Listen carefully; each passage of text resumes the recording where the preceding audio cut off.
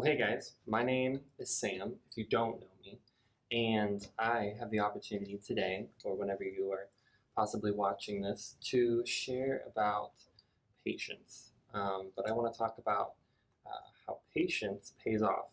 And so I first want to ask, how many of you would say that you're a patient person? Like, okay, anyone have an answer? You can put it in okay, are you thinking about it now? Do you have something? Okay, okay. So probably you're gonna think I'm not that patient of a person after that little example, if you will. And being honest, I am not a patient person. Uh, that is an area that the Lord is teaching me about, and that's part of the reason I want to share about that today and share some of the things I have learned, just provide some skills that should be helpful to you if patience is something you struggle with, or even if it's not something you struggle with. We all still, at points, will lose our patience or need to be patient. There's some of us who are more patient than others, and kudos to you if that's you. But I think these skills could be valuable to all of us because at some point or another, we're gonna need to hone in on them.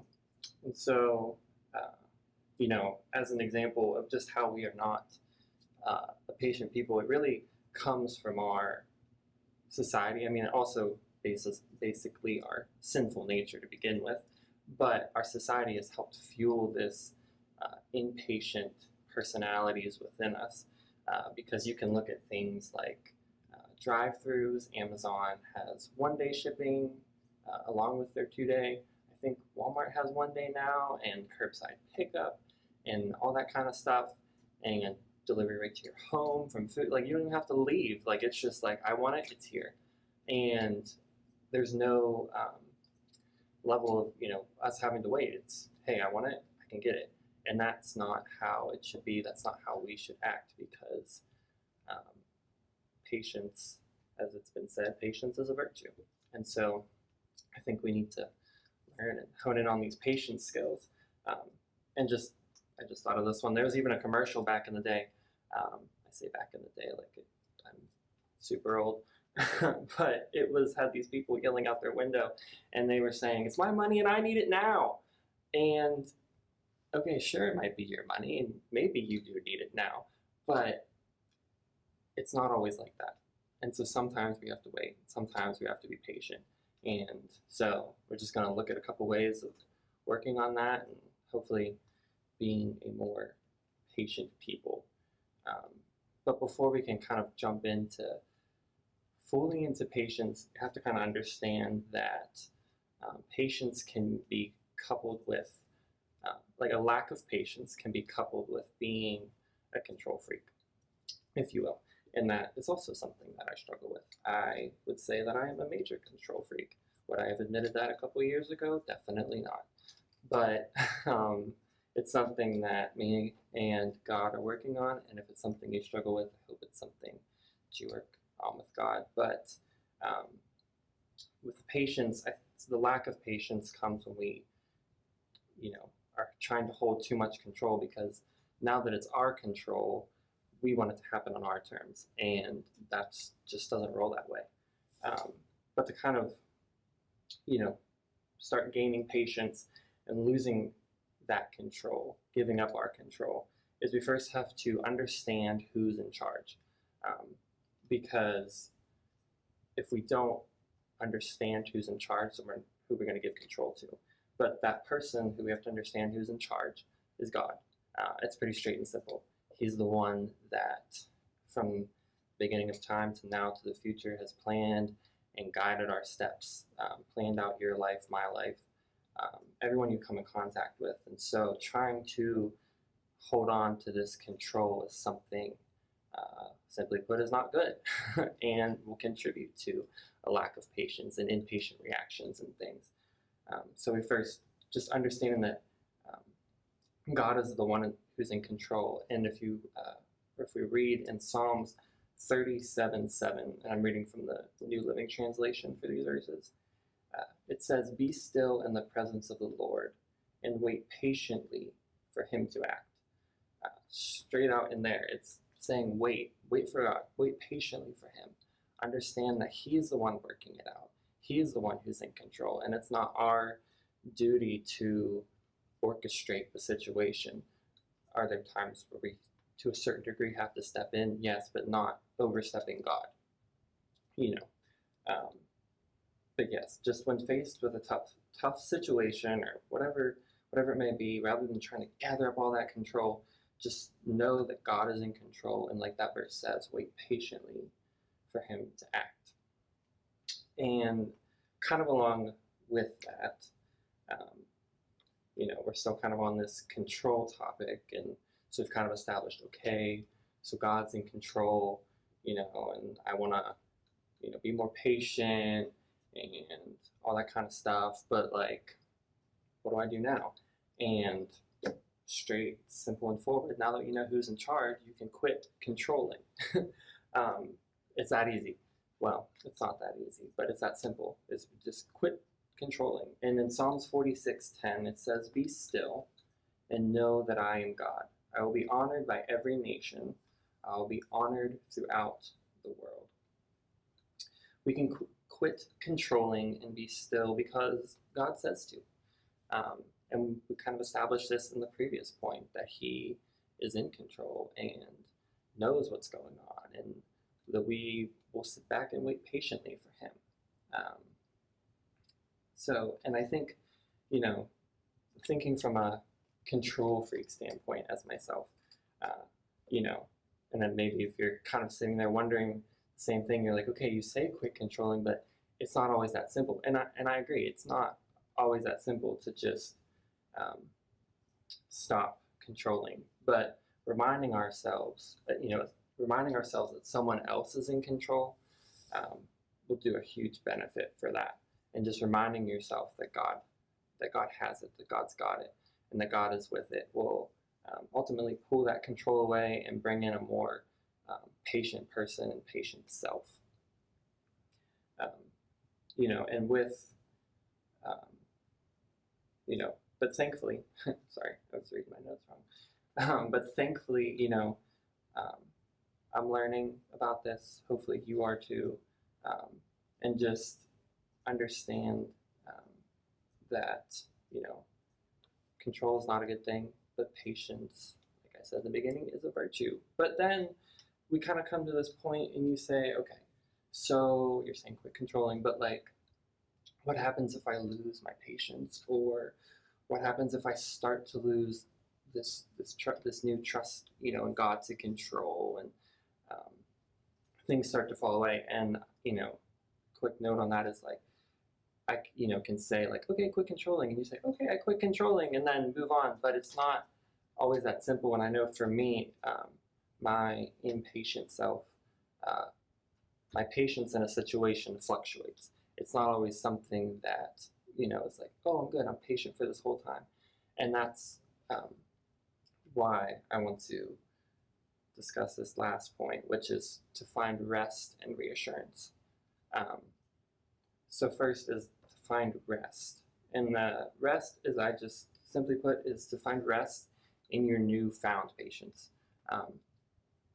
Because a lack of patience can wear us out.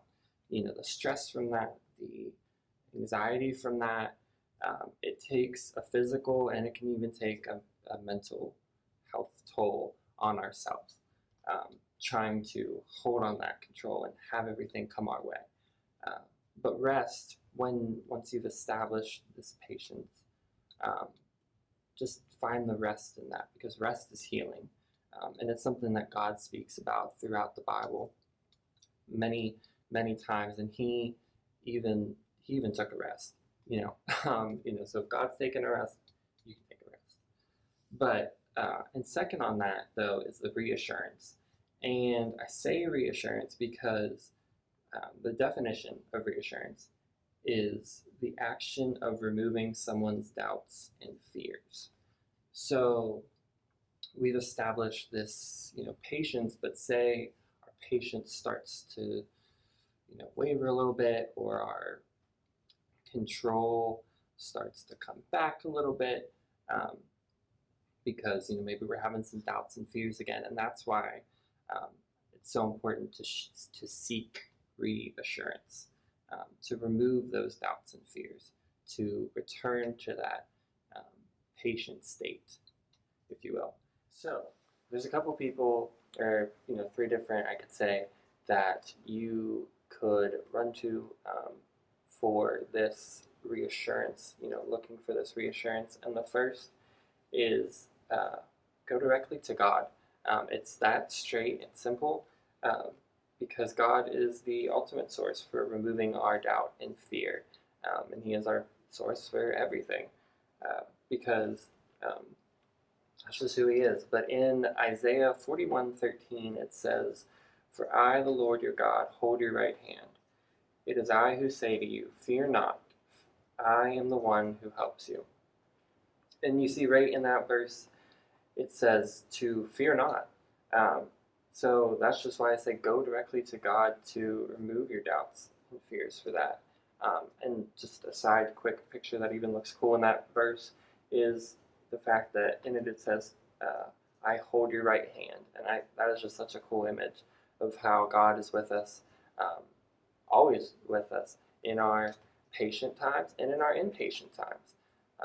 And that He, uh, yeah, will guide our steps, and that's why He's the one that you should go to directly first. But second, I would say it's also good to go to a trusted mentor, a leader, a teacher, a parent, someone with a good head on their shoulders, and someone that knows you, um, about your situation and the patience that you might be seeking for that situation.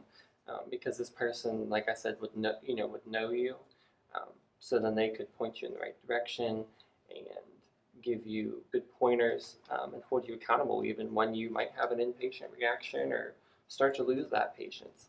Um, they would be, it would keep you on that right track and striving for that uh, patience and being a more patient self. And third, I would say you could just go to your friends. I wouldn't say to go to them over a mentor or teacher or someone like that, unless your friends have a really good head on their shoulders. But I would advise going to more of a mentor type person. But I say you could go to your friends because sometimes we just need to vent. Um, Sometimes we just need to get things off our shoulders, and that's okay. Um, but ultimately, though, is I just want to push that God is your trusted advisor for all this. That He is the one you're going to when you get impatient or when you start to have those doubts and fears creep back in, because He's that guy. He's there for you, um, and just kind of really bringing this kind of patience together, and a point that I thought about and something that I've heard other people say, and just that makes patience so valuable is, if we try to rush, no matter what it may be. So like we're being impatient. Uh, we may miss intentional blessings, and that's why patience is so important, because it's in these waiting times that God makes His presence known to us, in the little things. It could also be in the big things. But it could be like in a text from someone, a financial donation, depending on the situation you might be in, a card, even beautiful weather outside. But no matter if, I just wanted to really push home for you guys to really encourage you to be patient so you don't miss those blessings that God has for you. Because if we're just looking straight ahead and we're, got in our own way and just, I'm in control, then we're going to miss the better things that God has for us. But when we take a breath and know that He is in control, we can really see those um, blessings and things that He could have for us. And yeah, definitely in those waiting times, because um, I can promise you that patience does really pay off. Um, it is so worth it to be patient, and I can attest to that from a personal story. It would have been, well, it would be 5 years ago now. Um, but my little sister, her name is Shelda. She is 10 years old. She is adopted from Haiti, and she has been here for about 1 year and a little over a month. So if you subtract that, because I said 5 years process, It was a 4-year process to get her here, to adopt her and get her here to America. So if you want to really learn about patience and being patient, um, adopt. It's so worth it though, and it's really great. But it really teaches you a lot about patience, and but also really teaches you a lot about how God really is there.